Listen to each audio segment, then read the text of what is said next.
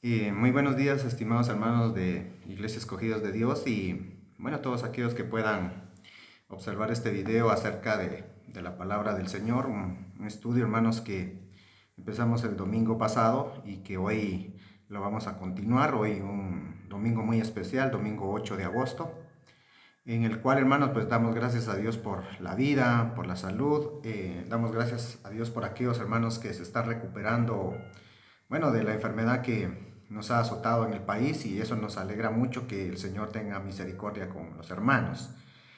Habrán algo otros que todavía están en plena recuperación y pedimos a Dios siempre en oración que el Señor les pueda ir fortaleciendo su cuerpo, su espíritu, su alma, hermanos, para soportar esta prueba y seguir siempre adelante. Amén.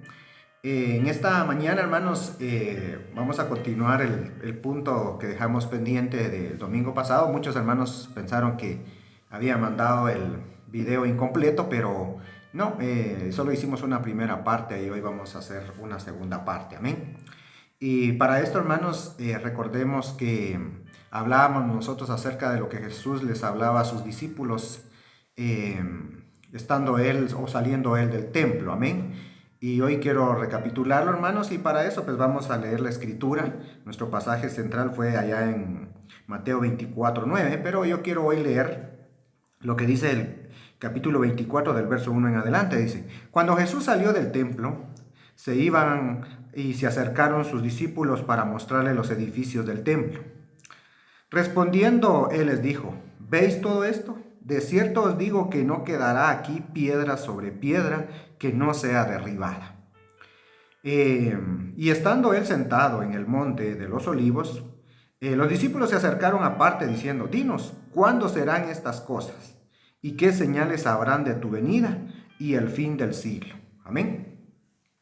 Aquí, hermanos, haciendo una recapitulación, hablamos de que Jesús, bueno, salió del templo y los discípulos se maravillaban de los edificios que, en este caso, Herodes el Grande había hecho. Este personaje, Herodes, hermanos, nosotros lo tenemos como malo, ¿verdad? En la Biblia, pero viendo la historia de este varón, hermanos, fue un hombre de mucha inteligencia, con una gran visión de hacer una ciudad moderna, de una ciudad nueva para Jerusalén. Y en el año 20 antes de Jesucristo, él empezó a reinar y empezó a construir el templo. Nació Jesús y el templo estaba en construcción, murió Jesús y el templo seguía en construcción. Nosotros comentábamos que el templo fue terminado casi en el año 64 o 60 y algo, pero que fue destruido en el año 70. Amén. Y bueno, ahí se cumplía la palabra que Jesús decía: ¿veis todo esto? De cierto os digo que no quedará aquí piedra sobre piedra que no sea derribada. O sea, se cumplió esta palabra. Amén.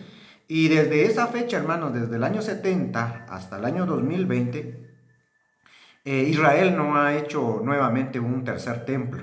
Amén. Y en ese momento que comentaba Jesús con sus discípulos, bueno, los discípulos le hacían, bueno, unas preguntas. Y él solo respondió dos de las preguntas, de las tres que le hicieron. Y no respondió exactamente cuándo iba a ser esta situación. Y miren, hermanos, esto ha causado una situación, digo yo, errónea muchas veces en nuestras iglesias, porque nosotros, y digo nosotros porque también muchas veces yo lo hice así por falta de conocimiento, y este capítulo 24 lo aplicamos a nuestros días. Y esto no es aplicable a nosotros, porque nosotros estamos en la dispensación de la gracia. Amén. Y la dispensación de la gracia, hermanos, empieza, bueno, desde la ascensión de Cristo, o algunos lo toman desde la venida del Espíritu Santo hasta el arrebatamiento. Y eso es correcto. Y entonces, hermanos,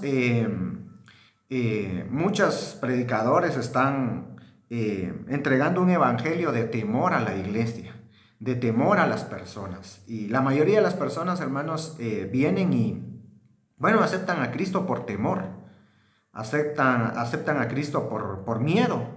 Y cuando se acepta a Cristo por esas formas, hermanos, tarde o temprano la persona se va dando cuenta que pasan los eventos y nada de lo que el predicador o el pastor o el que está enseñando la palabra se cumple, hermanos, se olvida de Jesús. Y no ese es el fin. El fin, hermanos, es de que toda persona realmente acepte a Jesucristo como su Salvador, porque él reconoce que Jesucristo obviamente le perdonó sus pecados, le está dando la salvación, amén, y no por miedo. Entonces, en nuestras iglesias muchas veces la mayoría por esta forma de miedo, hermanos, acepta y una temporada están y luego ya no están. O, hermanos, sucede que las cosas del mundo los atraen y se desaparecen. Y pueden haber un sinfín de motivos, hermanos. Trabajo, diversiones, bueno, un montón. Entonces, podemos nosotros ver que cuando nosotros predicamos un evangelio así, hermanos, es solamente por emoción para algunos. Pero en esta mañana queremos establecer bien claro, hermanos, de que, bueno, este pasaje es aplicable para el periodo de la gran tribulación. Amén. Y bueno, los discípulos preguntaban y Jesús solo les respondió, hermanos, que las señales del fin del mundo. Les mostró las señales del fin del mundo y también les mostró o les habló acerca de las señales de su venida, mas no las fechas en que iba a suceder estas cosas. Amén. Y un evento muy importante, hermanos, es el templo. Porque aquí en el versículo 9 dice, y os entregarán a tribulaciones y os matarán y seréis aborrecidos de todas las gentes por causa de mi nombre. Muchos tropezarán, entonces se entregarán unos a otros y unos a otros se aborrecerán. Y muchos falsos profetas se levantarán y engañarán a muchos. Y por haberse multiplicado la maldad, el amor de muchos se enfriará.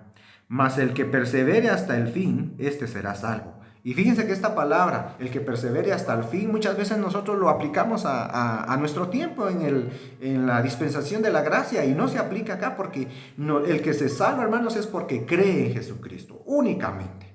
Aquel que acepta a Jesucristo con fe verdadera de que Él murió, de que Él nació, Él creció, murió en la cruz y fue resucitado. Esa es la forma en que nosotros podemos alcanzar la salvación y es gratuita, no tenemos que pagar absolutamente nada, no tenemos que dar diezmos, no tenemos que dar ofrendas, no tenemos que hacer ningún tipo de sacrificio. Lo que nosotros le ofrezcamos al Señor, como nuestras ofrendas, nuestros diezmos, una ayuda, eso es totalmente voluntario, pero eso no paga, hermanos, nuestra salvación. Amén.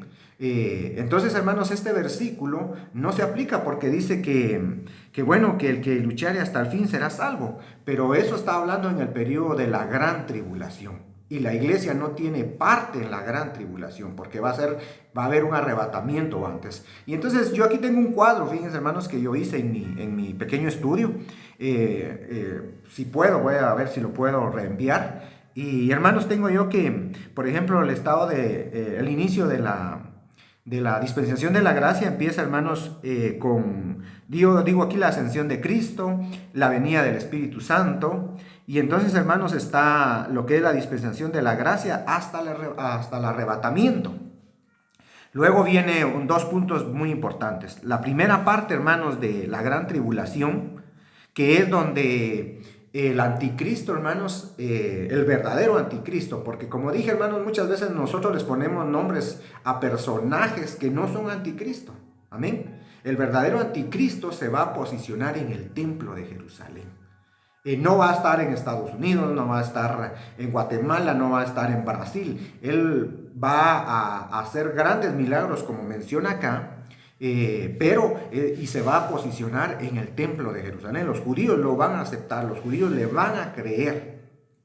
Y cuando esto suceda en la primera parte, hermanos, incluso dice que este anticristo, hermanos, vendrá con poder.